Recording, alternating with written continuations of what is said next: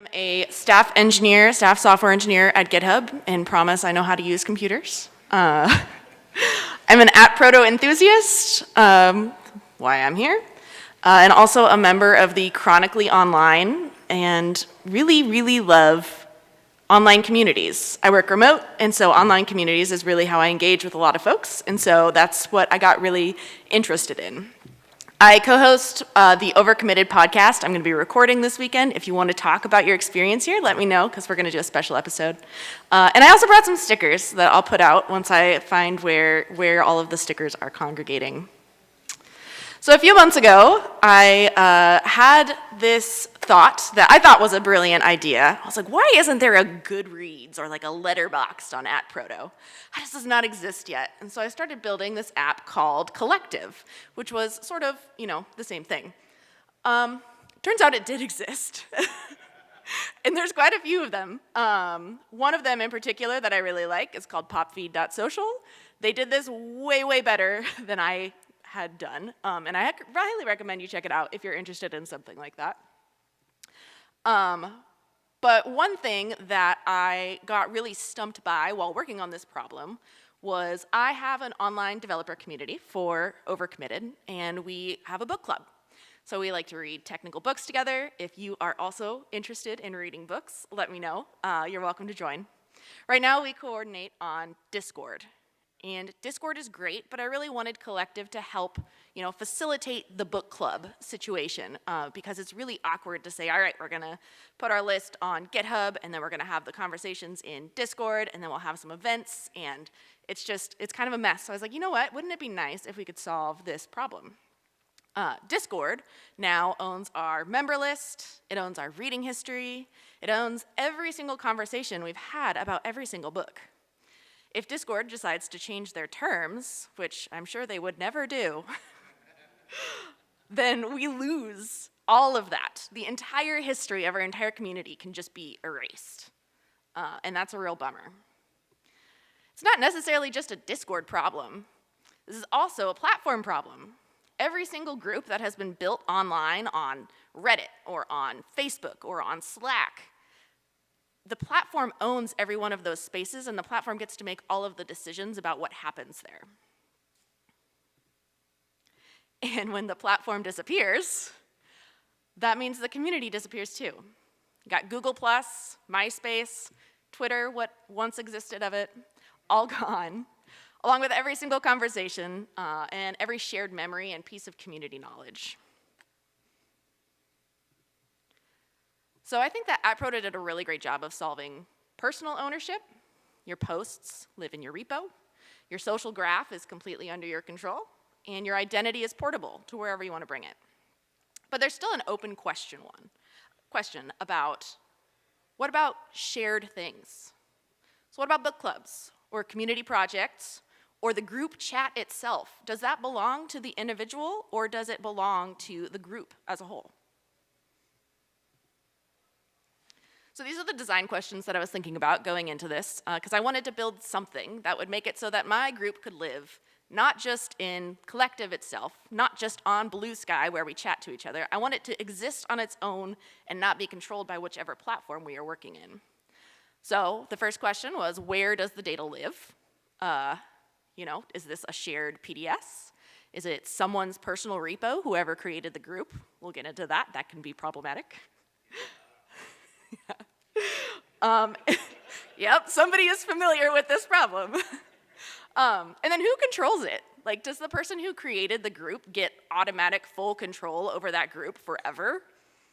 No, absolutely not. Like, that's crazy, because then, anyway, we'll get into that. And then how do members themselves relate to the group? Do they have to sign up through whatever group mechanism they're in? What determines how an individual controls their own affiliation with the group? And so those are the things that I brought into thinking on this problem. And I do want to give some shout outs to a ton of folks in the community that have already been thinking a lot about this, and that their work has gone into what I ended up building. So Brian Newbold, I just met you this morning. Sorry, I'm stalking you online. But he had some great leaflets on this. Nick Jerikinas, I don't think he's in here, but I technically work with him, is how he's been introducing me today. We work at GitHub together, and I've been bugging him. He's had some great stuff. Mary, the front page team, Erland, who I don't believe is here, and then also I wanted to give a shout out to Amelia, who has been very patient at answering all of my questions here. Yes. So I've been collecting these, and I built a thing with that. So ATProto's philosophy is really your data, your repo. That works for personal data, but not so great for shared state. It doesn't really fit neatly into this one person's repo. So how do we extend that ownership model to collective data without losing what it is that makes ATProto so special? And this is the approach that I came up with, which is opensocial.community. It isn't really the answer, but it's an answer. And you can try it out and see if this is a thing that fits you, or build your own thing. That's the beauty of this community. It's group infrastructure. It's not itself an app view. It's just an infrastructure and a set of APIs that anybody can integrate with, any app view can integrate with, or any community can manage their own group through. And I'm going to walk through a couple of the design decisions that were made. So the first one, which is the most important to that ownership question, is groups are stored as ATProto identities themselves. They're their own DID. I've separated the group infrastructure from the app because I don't want to get into the situation where I've built this fantastic community and then the app goes in a direction that I don't agree with, and then we're just completely locked in. Membership is a two-way handshake. Not anybody can just join any group. I mean, maybe there are some groups who are okay with that, but there's definitely some that aren't, and you can't just say, hey, I'm going to join this group now. And then finally, there's a wrapper pattern to have shared content that makes it easy to show within an app view without necessarily overloading that repo with a lot of extra stuff. So what does that look like? Every group gets its own DID. So for example, my book club is its own DID web overcommitted.dev. It has its own handle, its own repo on a PDS, and then group shared data is stored within that repo. That makes a group a first-class citizen of the protocol itself, and it means that it gets to take advantage of a lot of the stuff that's already built there. It's not a row in some app's database. It's an entity with its own identity. And just like personal DIDs, that entity is, at least hopefully, portable.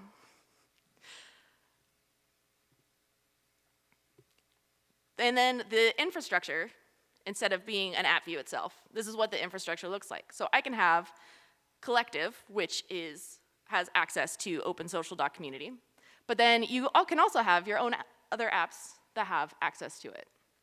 Any app view can connect to it, and you can also have your podcast app or your reading app or multiple of those if you want. Maybe you want to support multiple, you want to support Bluesky and Blacksky and Aerosky, all from the same thing to have one group, then that's totally reasonable. Each app gets its own namespace within OpenSocial. So collective stores app.collectivesocial.group.list lexicons. And then other apps cannot create other lexicons within the group unless they have access to those namespaces. That prevents other apps from overwriting data that, you don't want somebody else to be able to change the data for your podcast app from collective or vice versa. Same group, different data, and no conflicts. The group there is the shared context then, and then the group gets a decision on which apps it also has access to. So if an app does go in a direction that the group decides that they don't want access to, they can also prevent that group from having that app from having access to that group. The next one, so membership as a two-way handshake. This means that there is a membership record in an individual's repo and then also in the group repo.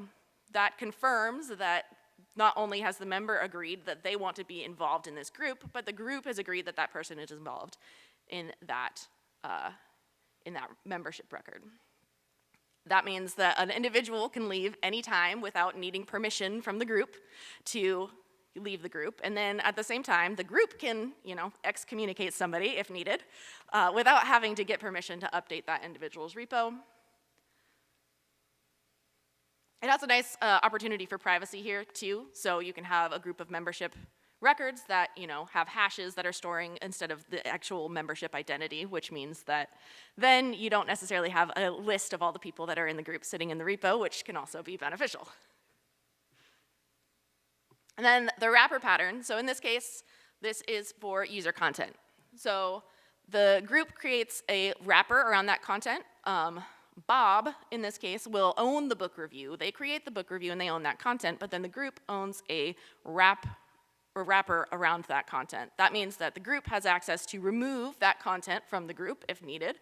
And then Bob, if he decides to leave the group, he still owns his own book review, which is nice.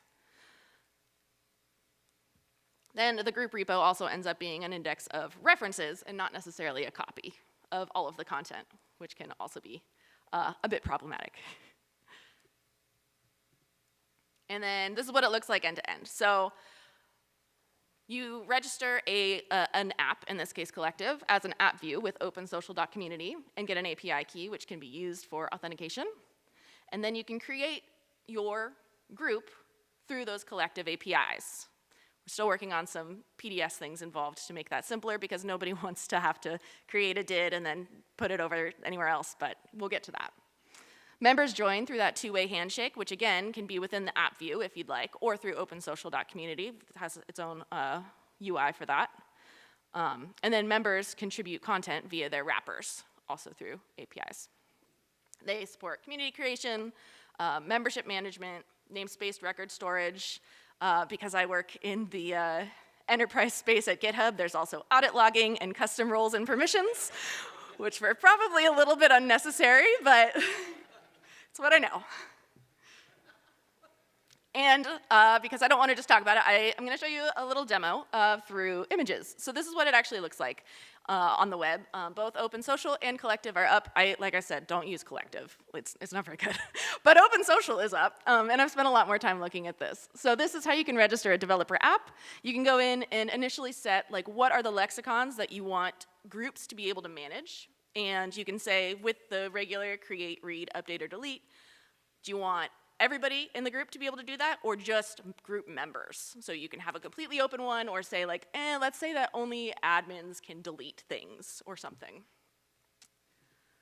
Next, you can view the group itself, the list of members. You can search through it, see who has registered with this group, and also have different community settings. So community admin can configure settings like whether the community is completely open, anybody can join, whether they want it to be closed where they need approval, or whether it's private but asterisk on private because everything's in a repo in ATProto, so private doesn't really exist just yet, but it will. There's some very smart people working on that problem.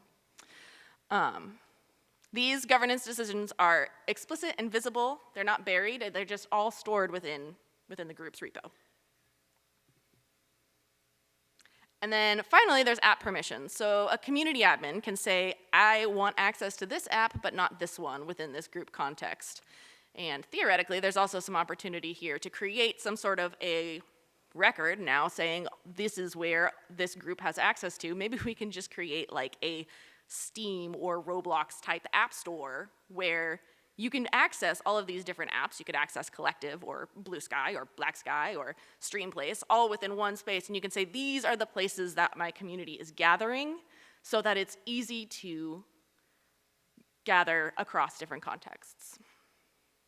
And then finally, Collective. So you have the ability to discover new communities, search for them, and view them. Each community has its own handle, membership status. You can see here, we've got overcommitted.dev, which is the overcommitted book club, which I already have access to. And then a few of the book club features on Collective, because why would I build just one app when I could build two?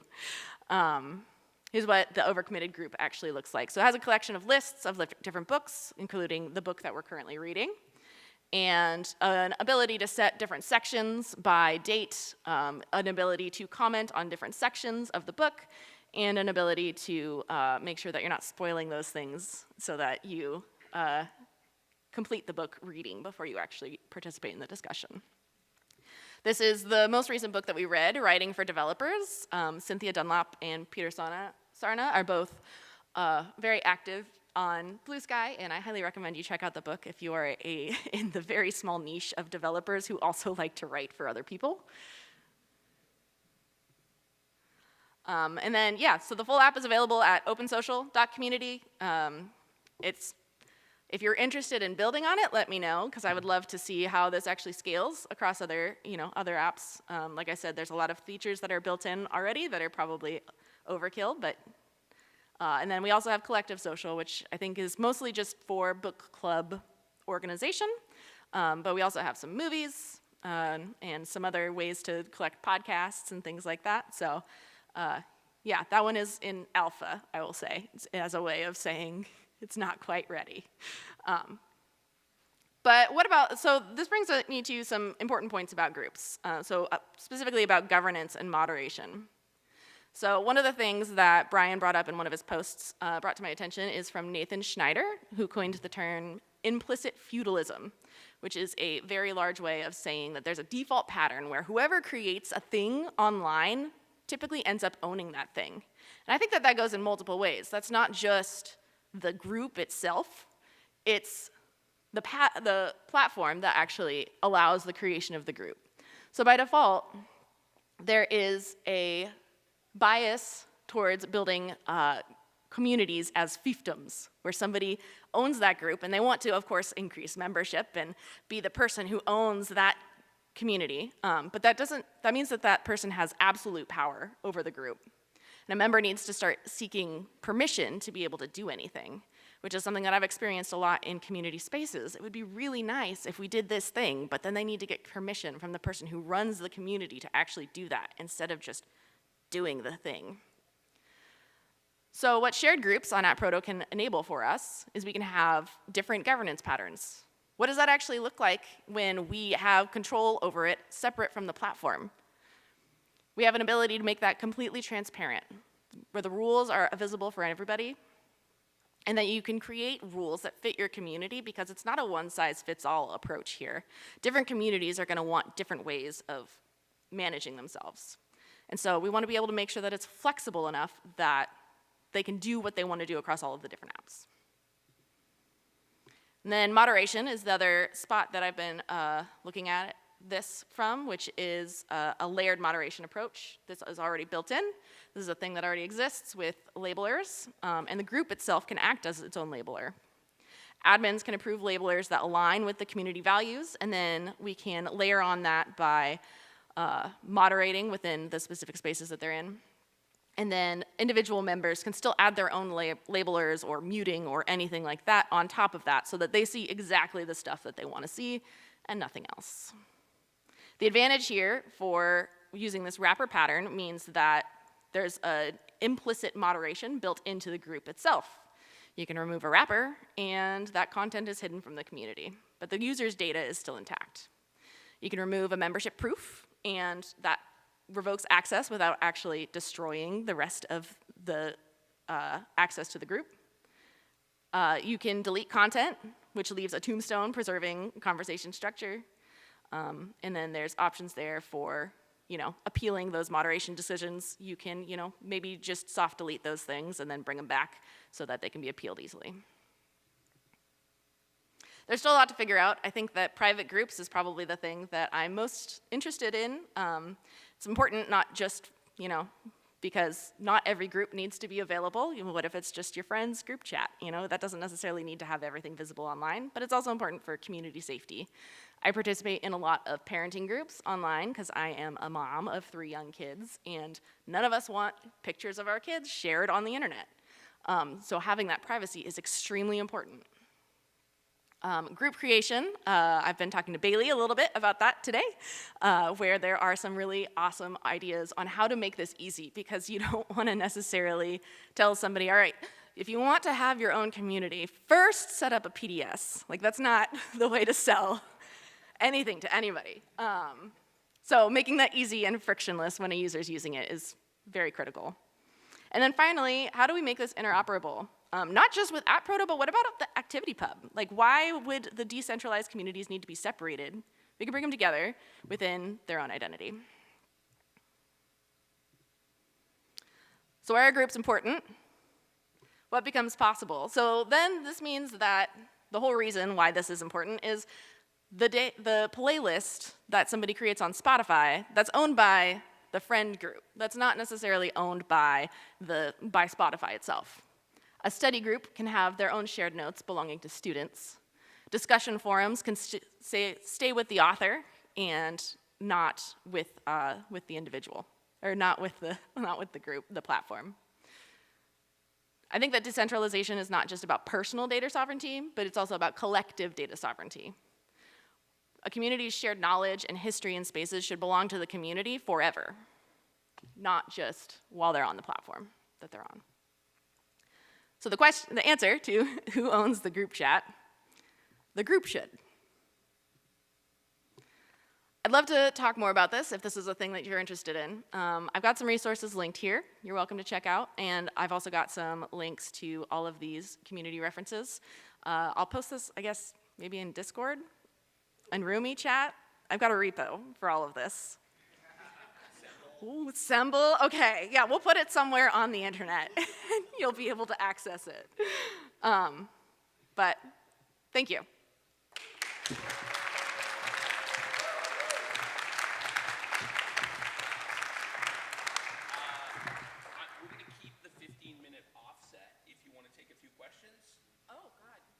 Oh, God. Yeah. Any questions? Any questions? Oh, yeah, I think I'm very interested to see what comes out. Oh, yes. Thoughts on private groups. I think that data should not be stored in a PDS. And I'm very excited to see what happens with a lot of the permissioned data and what comes out of that to see what that forms. That's not a thing that I've spent a lot of time doing, but it's a thing that I definitely want. Anyone else?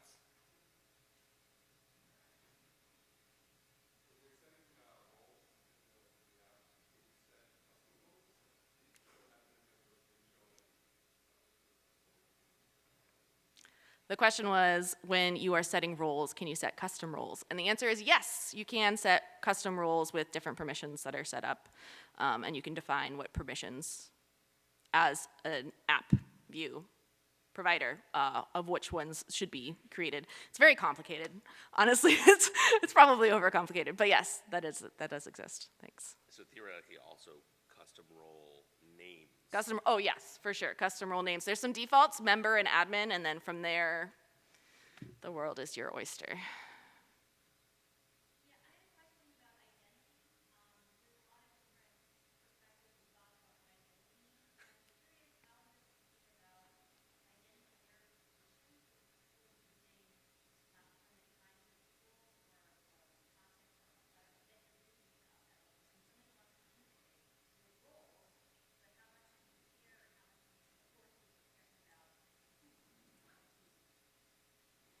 Yes, so the question was about identity and the different roles. Oh, verification of the individual. Oh, interesting. We believe handles are real people. That's true. I'm a firm believer that like a handle is like pretty. If you I own BrittanyEllick.com, and there's nobody else that can really take that without having access to my DNS, which is a different problem. Yeah, I don't really have strong opinions though on like verifying individuals. I think that could probably be something that the group decides how they want to handle it. Awesome. Thank you very much for taking a few questions. Yeah.